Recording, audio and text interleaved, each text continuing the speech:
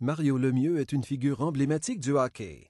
Ses réalisations font de lui un être exceptionnel. Toutefois, en dépit de tous ses succès sur la glace, soit 3 Coupes Stanley, une médaille d'or aux Jeux olympiques, une Coupe Canada et une Coupe du monde, les plus grandes victoires de Mario sont peut-être celles qu'il a remportées loin du jeu. En 1993, Mario a dû se retirer du monde du hockey pour combattre la maladie de Hodgkin. Après seulement 2 mois d'arrêt, il est retourné au jeu prêt à poursuivre une impressionnante carrière et à fracasser de nouveaux records. Mais à la fin de 2005, il est forcé de quitter à nouveau son équipe, cette fois en raison d'un diagnostic de fibrillation auriculaire. Ce nouveau revers l'amène à prendre la décision difficile d'accrocher ses patins pour de bon en 2006. Mario estime qu'il a un rôle à jouer en aidant les Canadiens à mieux comprendre la fibrillation auriculaire. Il partage son histoire afin d'aider d'autres personnes à remporter la victoire contre cette maladie du cœur. La première fois que c'est arrivé, c'était un matin de mon tournoi de golf ici à Pittsburgh en 2005. Je me suis levé le matin avec des palpitations. Je ne savais pas trop qu'est-ce qui se passait. Donc, après 1 heure ou 2, ça s'est passé. Je suis allé au terrain de golf, puis tout a bien été tout au long de la semaine. Et puis, les symptômes ne sont pas revenus pendant des semaines.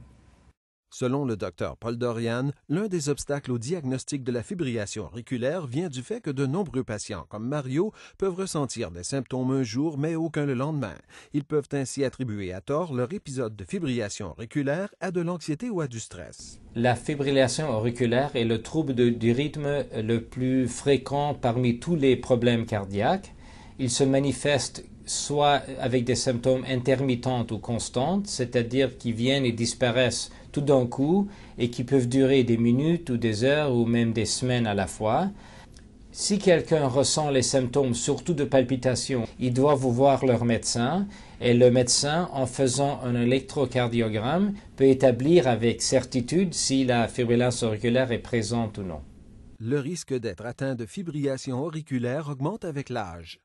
Après 55 ans, l'incidence de cette maladie double à chaque décennie de vie. Le docteur Dorian croit que le nombre de cas de fibrillation auriculaire augmentera avec le vieillissement de la population. Cela signifie que de plus en plus de gens devront être hospitalisés d'urgence pour traiter leurs symptômes. Mes symptômes étaient vraiment des palpitations au cœur et puis des étourdissements quand je me levais de mon lit. Donc, la première fois que c'est arrivé, le matin que c'est arrivé, il a fallu que je me couche pendant peut-être une demi-heure, 3-4 heures. Puis après ça, ça s'est passé, puis tout a bien été après ça. En plus des battements cardiaques rapides et irréguliers, l'essoufflement, la fatigue et les vertiges sont aussi des symptômes à surveiller. Ça a vraiment affecté ma qualité de vie, surtout avec mes enfants, ma famille, les activités que je faisais, de jouer au golf. J'aimais savoir quand les symptômes arriveraient, donc c'était difficile pour moi de vivre une vie normale.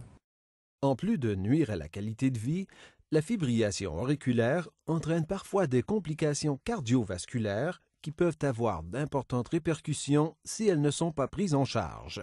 Malheureusement, la fibrillation auriculaire est responsable pour la majorité des hospitalisations pour les troubles du rythme et ça représente une proportion très importante d'hospitalisation pour n'importe quel problème cardiaque. Selon le docteur Dorian, le nombre de patients hospitalisés ne cessera d'augmenter parce que notre population prend de l'âge et qu'il y a de plus en plus de maladies cardiaques chroniques. Pour diminuer les conséquences de la fibrillation auriculaire, le docteur Dorian insiste sur l'importance d'être diagnostiqué rapidement.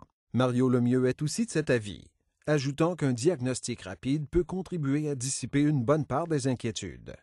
Oui, au début, j'étais très concerné quand je ne savais pas qu'est-ce qui était le problème. Donc, j'étais très concerné que c'était une crise de cœur que j'avais ce matin-là. Donc, c'était très, très difficile pour moi de penser à autre chose.